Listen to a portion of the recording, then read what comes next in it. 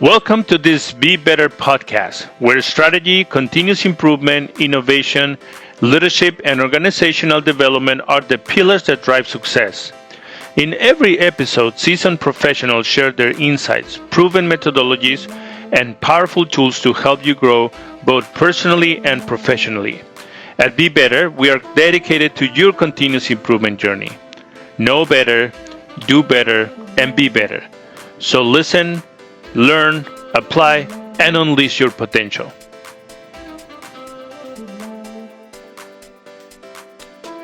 I think we are live now, Andrew. It's great to be here with you. I'm very excited. Thank you. And it's always an honor to have you and learn more about you. My pleasure.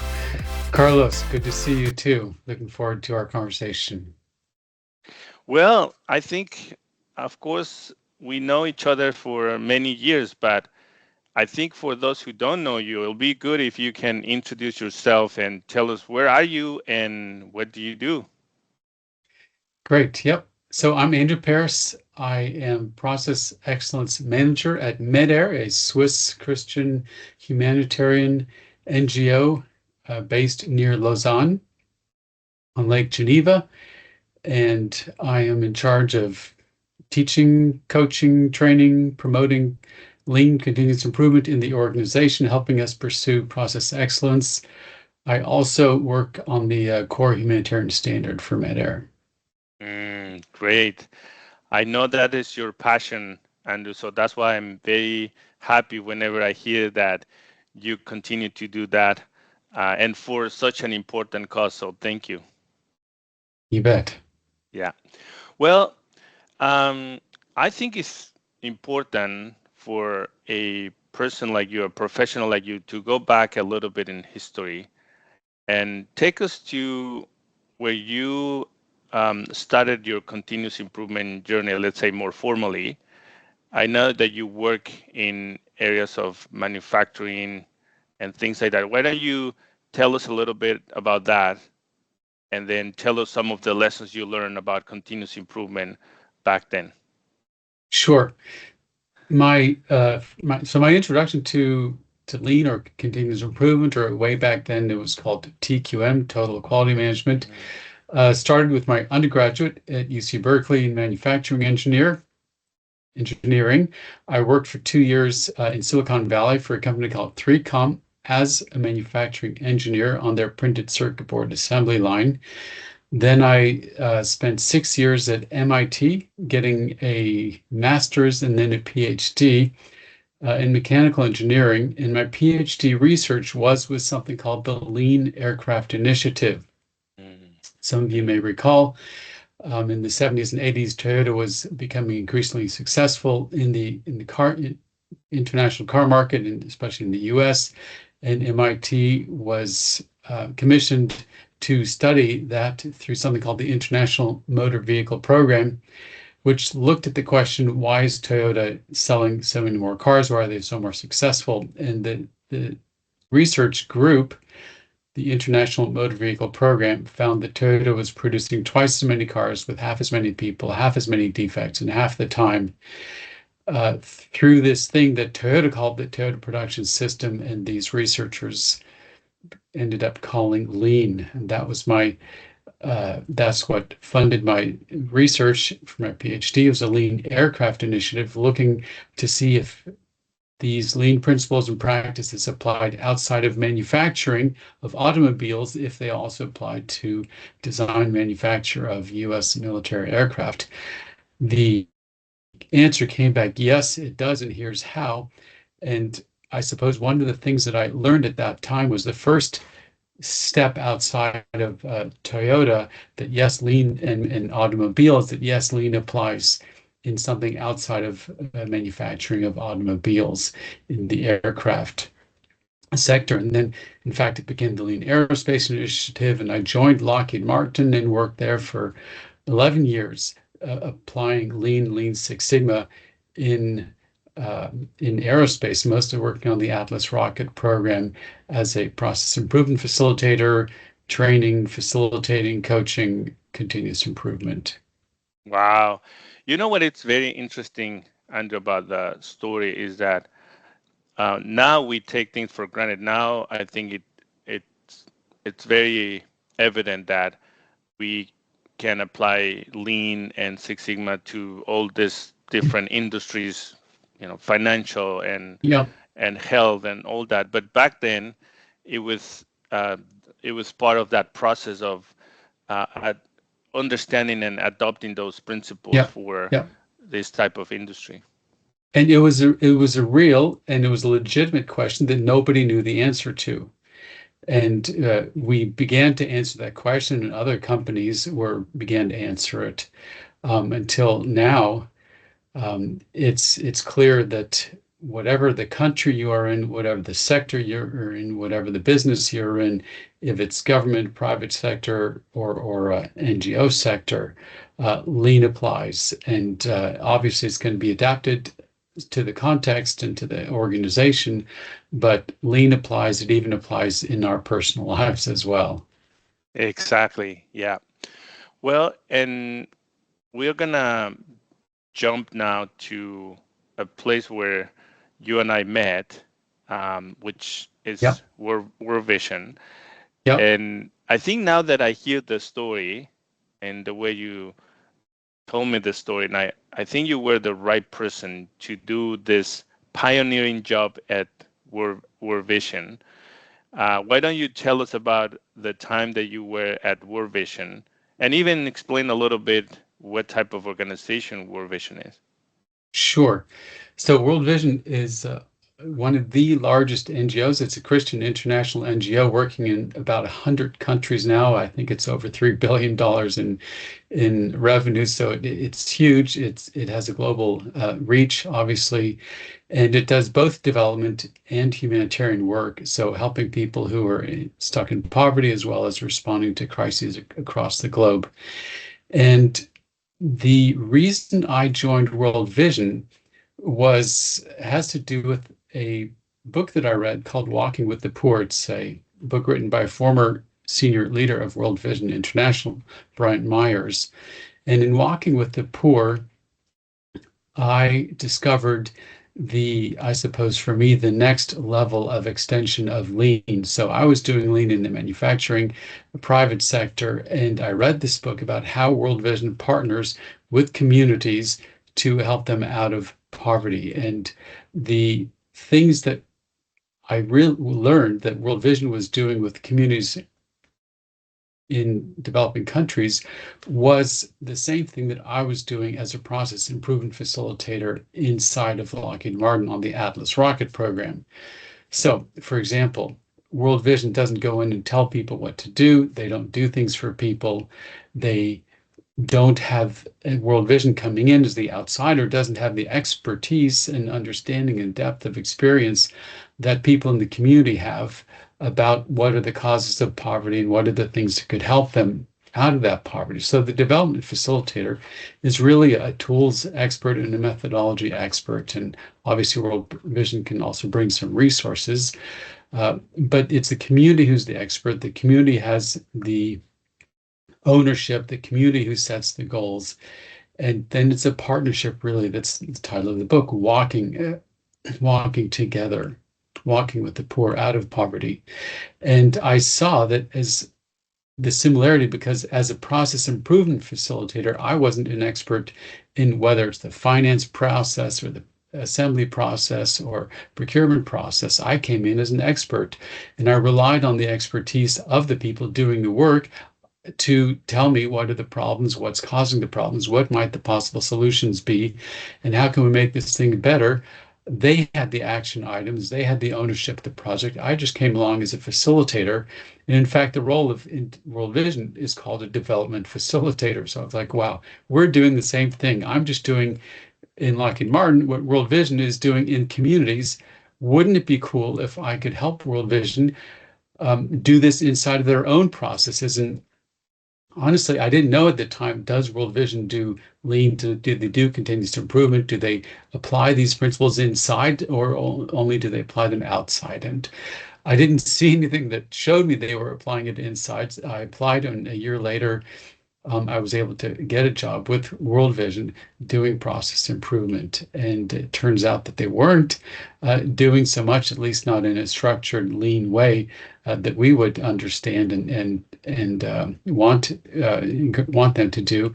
And so I developed some training, a 1 day process excellence energizer training, a 1 week lean greenbelt training, and started training people, started facilitating improvement, started coaching, and trying to get lean continuous improvement established in World Vision. Hmm. Great. Of course, I remember joining World Vision, and everybody was talking about Andrew Parris. And I remember that for me to join World Vision, you interviewed me. I don't know if you remember I that, but remember, I remember and I interviewing remember you. you. One of the fun things I remember about that is that you were asking me questions about waste and non-value added in the context of our faith and as Christians. So I thought it was really fun to learn from you that. But I Yep, mean, more specifically, you were in at some point you spent a couple years, I think, in yep, East Africa, that's right. and tell us a bit about what are some of the things you did there, because I think in 2 years you were able to accomplish a lot in terms of advancing the culture.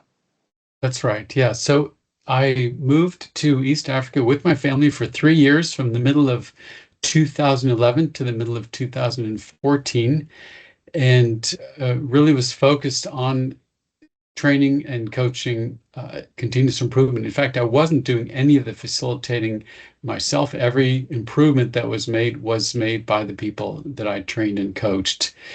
And we trained, I don't remember the numbers right now, uh, well over 100 people in, well, 450, I think, actually, in the Process Excellence Energizer 1 day training, and over 100 in Lean Green Belt or Lean Six Sigma Green Belt, as I was doing at the time.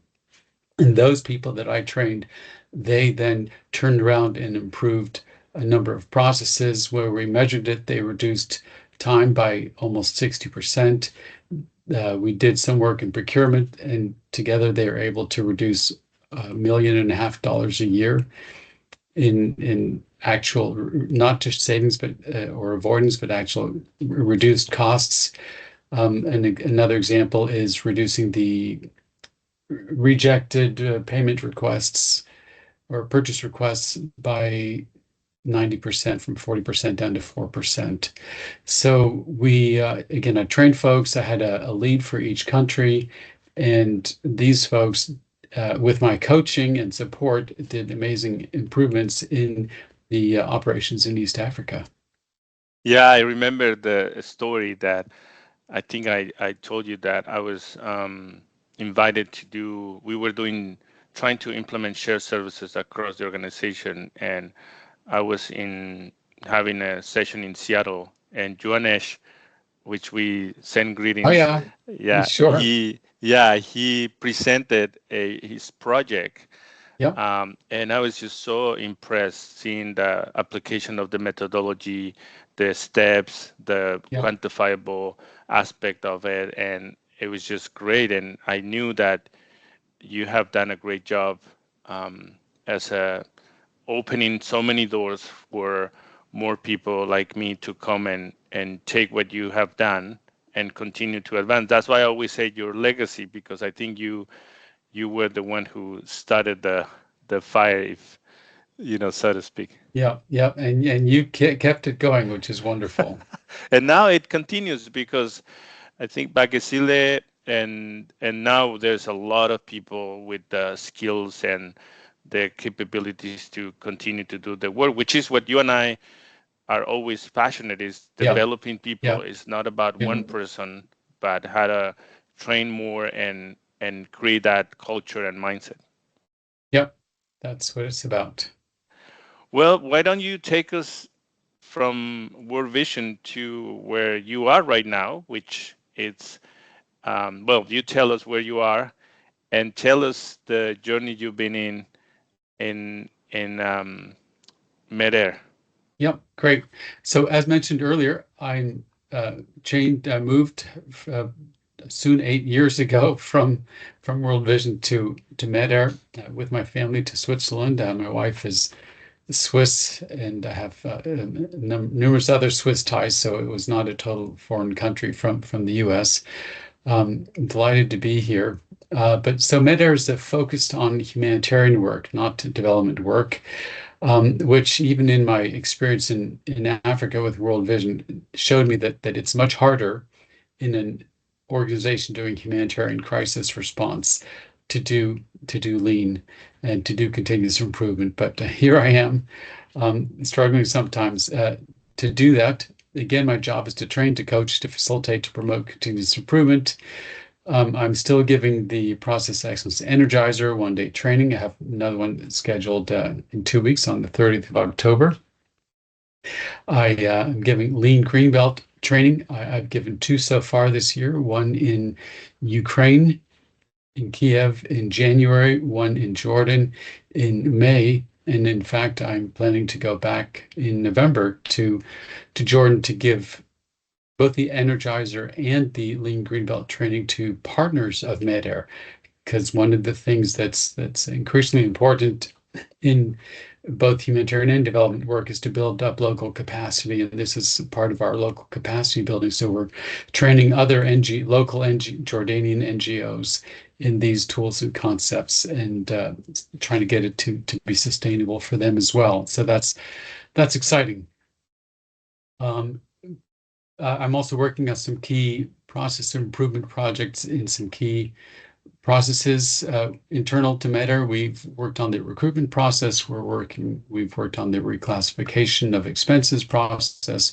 We're working now on the funding, private funding to the field process, how we plan it, how we allocate it, how we track it, how we report it.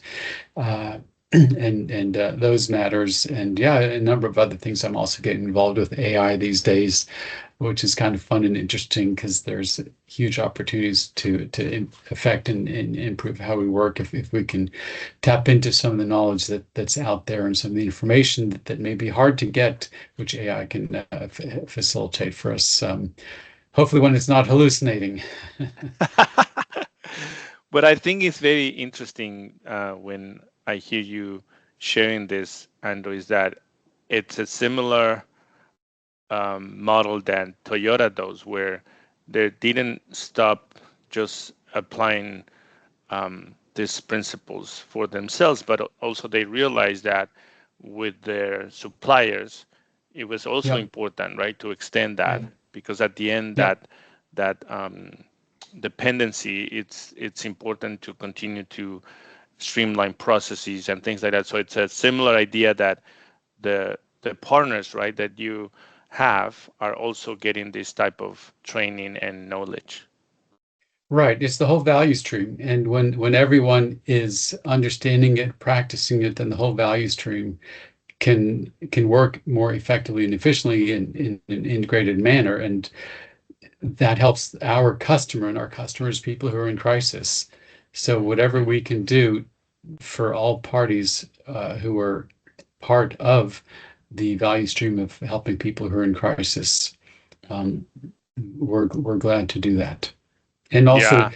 to help others, such as MTI, but you guys are doing it on your own. But I'm also training other NGO people in other NGOs who are doing similar work.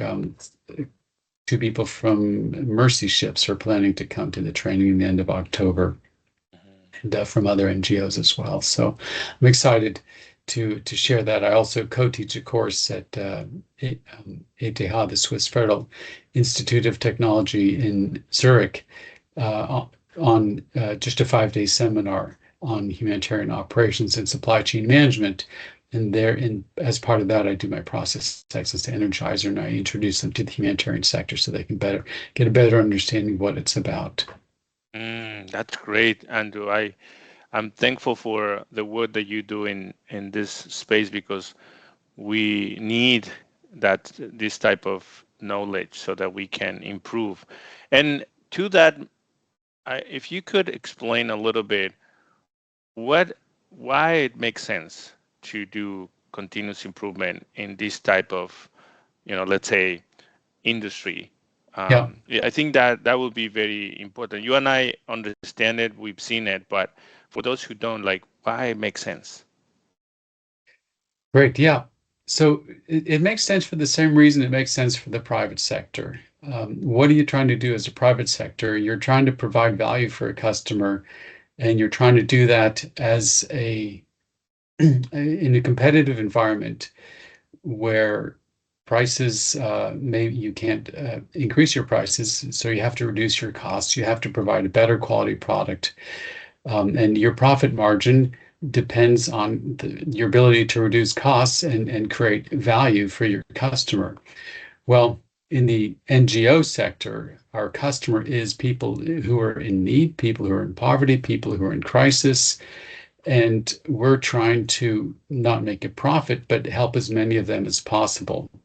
And as we all know, the crises in the world are getting worse and the funding is drying up. What does that mean? We need to be able to help more people with limited funding. So, point number one is the need is so great. We want to help as many people as possible with the limited resources that we have. A second reason, however, is also very compelling, which is there's so many obstacles and so many challenges to NGO work. There's corruption, there's poor infrastructure, there's lack of education, there's many unexpected, the weather things, or there's fighting that moves from here to there. There's natural disasters. Our work is defined by crises and by problems, and that's where we go. When Toyota builds a new factory, they look for the easiest place to access, the most friendly government, the best educated workforce, the finest infrastructure, and the most centrally located place that they can find. In Medair, we look for the exact opposite. We go to the hardest to reach places uh, where the roads are difficult. Sometimes we have to use canoes, we have to use mules, we have to have helicopters fly things in. We people walk by foot, many miles carrying things. So in this context of rapidly changing difficult contexts, the last thing you want is a difficult internal process. The last thing you want is, I need to get another approval, or this person hasn't gotten back to me, or we made a mistake on this. We ordered the wrong thing and we've come all the way here and it's the wrong size, or it's the wrong shape, or it's the wrong, whatever. It won't work for some reason. We have to take it back. You just can't make those mistakes very often. Yeah, you want people who are as responsive, who are as adaptable, who are able to do their work as quickly and as efficiently and flexibly, high quality as possible, because of all the challenges that there are. You want those people doing this amazing work to succeed.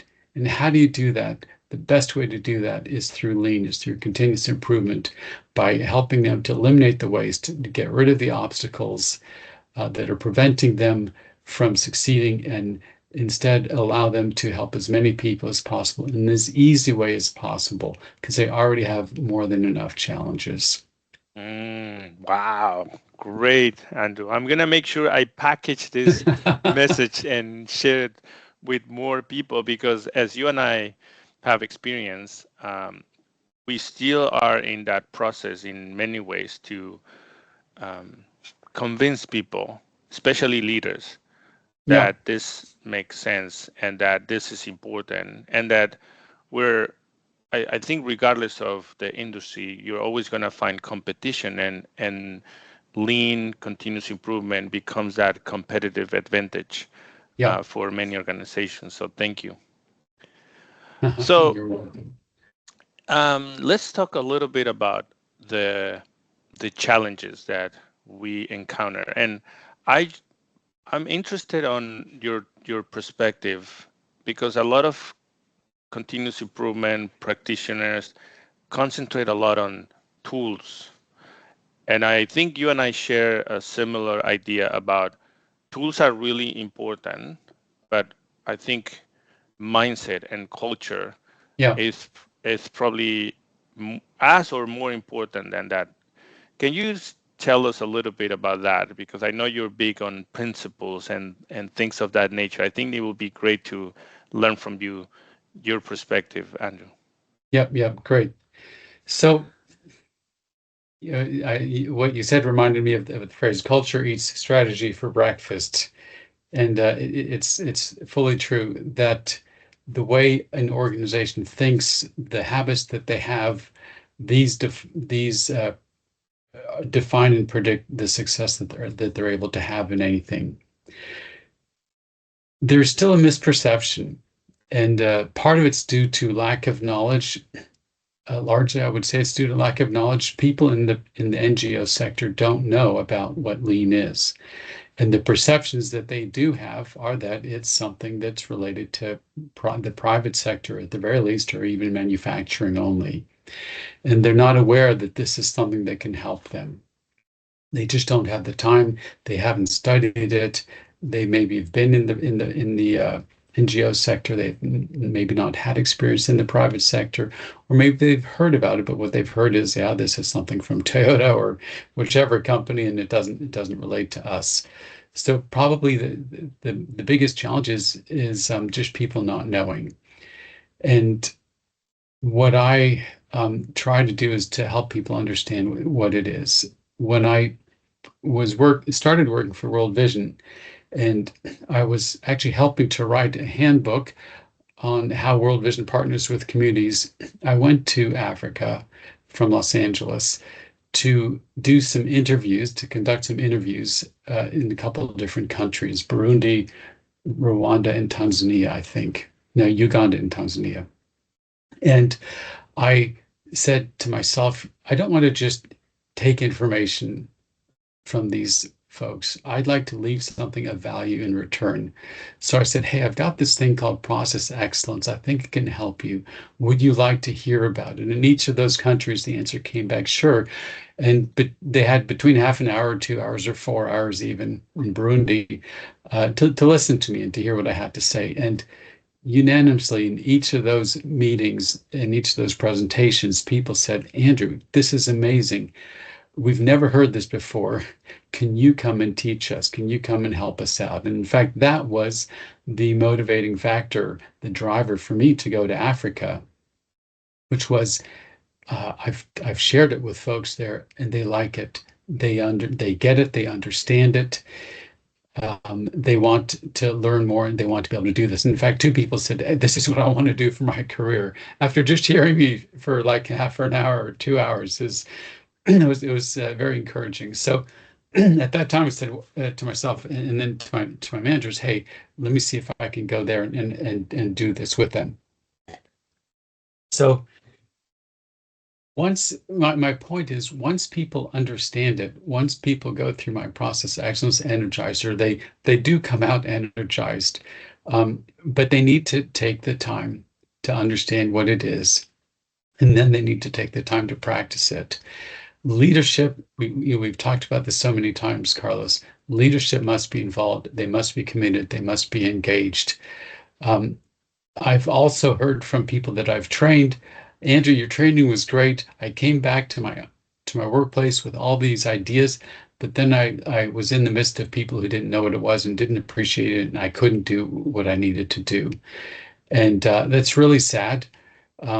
And it has encouraged me to drive more training, to get more training in the places where I've already done training. My goal is that every person I train with the 1 week green belt is then capable of giving the 1 day process excellence energizer training. And I'm now talking with people that I've trained most recently in Ukraine and in Somalia also. I have an innovation or continuous improvement champion, Abdinur, who's just amazing. I spoke with him yesterday, and I've trained two other people in Somalia as well as green belts, and they want to do more training in the remote locations so that everyone can be on board with it and working with it. So leadership engagement is the biggest challenge, not because they have bad intentions, they just don't know what it is, and they have so many other commitments on their plate that they're not able to spend the time with it. But once they do get it and they see the benefit, then they support it. And Abdinur, as I just mentioned to you in Somalia, he actually took the initiative to tell his manager, the country director, I want continuous improvement in my job description. Mm. That was not his job description, but he took the training. He got assigned, he volunteered assigned as the innovation champion there, and he has it in his job description. He has it also in his performance agreement. His performance every year is now graded on how well he's doing with promoting lean and getting results with lean. That's the type of thing that we really need to make it successful, is to get the leadership engaged, to get people who have a responsibility for it, and find the people who are excited to do it, work with them, help them to train others, to work with others, to coach others, and it can work, it can grow, but it's challenging. It's not an easy road, as we know. Andrew, you really inspire me, and I'm thankful. And part of the reason why I do this podcast is so that when people hear you, they also get inspired. Because I know there's many people that have a heart for continuous improvement, just naturally. They want to make changes, they want to Yeah, improve things. And yeah, hearing what you're sharing, I think is going to be an encouragement to know that there is a way, and that there's more people like you and I who are dedicated to try to do that in this sector. So one of the things I recognize from your example is that you went to the Gemba, right? yes, As we know, the Gemba is where the action happens, yeah, the where the value is workplace. created. And that's Yeah, really powerful because you pretty much had validation from the Gemba. This works. yeah, And I think that sometimes you and I have found that there's challenges in at the corporate level, right, to find the value that lean continuous improvement brings. But I think what you're teaching us is that, well, sometimes you have to go to the Gemba to show it works, because I think that's going to create more excitement and less resistance to adopt some of these ideas and principles. yeah, Yeah. definitely, definitely. One of the jobs of a continuous improvement lead in any organization, but especially in the NGO sector, is salesperson. You Mm-hmm. have to be able to sell it, or evangelist if you prefer. You have something good, you have good news, you have something that will help people, and you want to share it.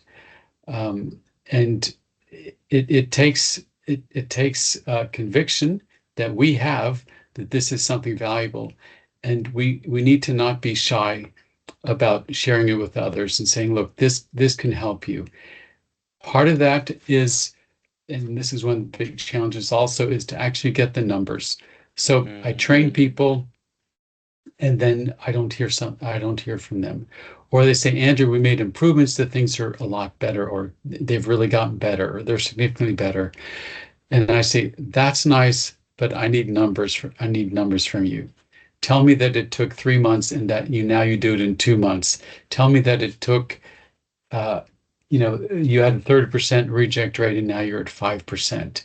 If we simply say it got better, nobody knows how much. Mm-hmm. And it's one of the hardest things for people to do, people who are extraordinarily busy already, to stop long enough to get the numbers. Mm-hmm. But it really makes the storytelling compelling to have the actual numbers. This is what we achieved. And so everyone that I train, I'm always asking them, give me the numbers, show me the data, so that we can tell the story that this really works and that this really helps. Because that's what leaders listen to.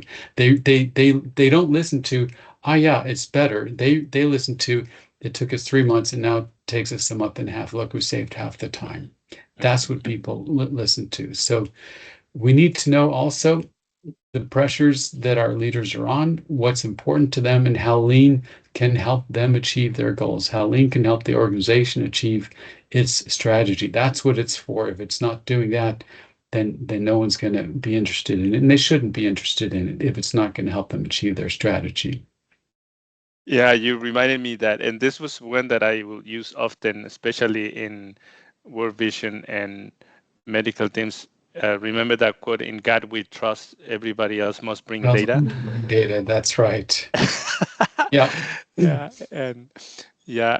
Hey, well, we could just continue to talk about this since we love this topic, and I think we are going to have to do a season two where maybe we can take a deeper dive in some of the principles and ideas that you have developed, like the process excellence, like Yeah, the principles of lean. So I think people will want to know more, but we'll leave that for another episode with sure. Andrew. But I want to leave the this podcast with help people who are in the process of starting something, like they have the desire to do continuous Yeah, improvement, process improvement, yeah, whatever we want to call it, but they want to improve the organization. It can be a leader, it can be a continuous improvement um, leader or lead. Where do they start? How do they get started?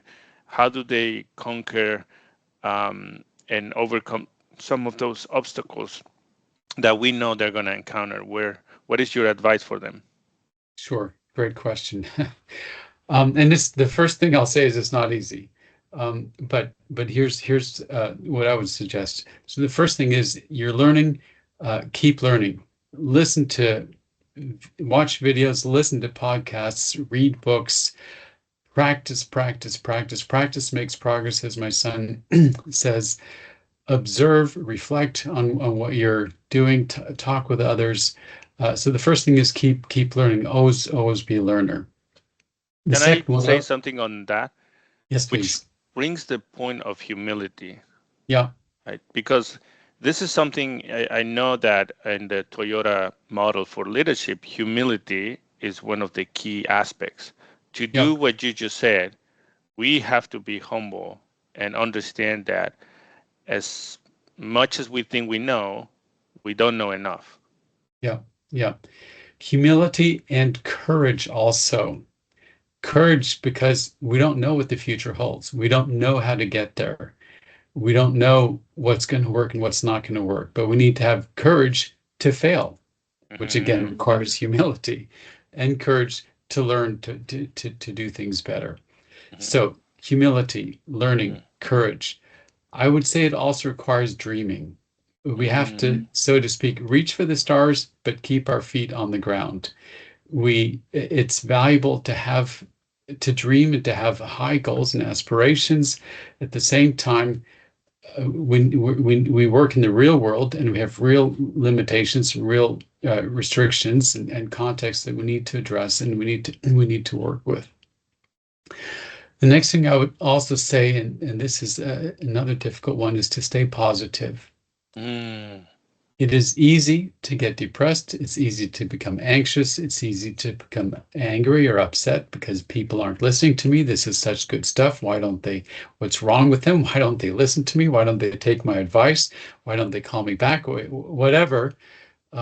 There's a risk that we become negative and that we give up. And staying positive, refreshing ourselves, and real knowing that this is challenging, knowing that this is not something that's easy, knowing we expect resistance, we expect challenge, and it requires discipline and perseverance. One of the things we can do to address that is to connect with like-minded individuals, such as you and I are doing, or we do with others, or groups, so that we can encourage one another and console one another, I suppose, sometimes as well. The other thing that I've experienced as with my colleague Abdinor, find the people in your organization who get it. There are Hmm. people out there who naturally are continuous improvers. They're naturally making things better. They're naturally naturally tweaking things. They're just doing this naturally. And when you come to them with a structure and a framework for how to do this, and you can accelerate what they're doing and put names to the things that they're already doing and give them additional tools and concepts, these people I have found will take it and run with it. And these will be your pioneers. These will be the people that are going to sell it to the rest of the organization. So find those people, work with them, help them to run with it.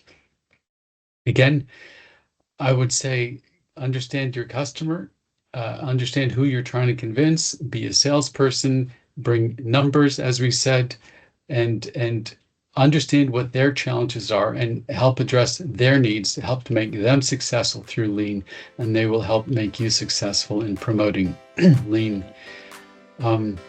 Those would probably be the primary things that I would encourage people. Hang in there. It's a lot of work. Stay positive. Reach for the stars. Know your customers. Keep learning, and it will make progress. Thank you, Andrew. As you were going through these ideas, I was thinking about some of the people that we have mentored, and myself included. And I was going through this list of things, and yeah, they really, really work. And so I really appreciate your time, and I'm My sure pleasure. that this is not going to be the last episode that we're going to record. So thank you, Andrew. Great. You bet. My pleasure. All the best.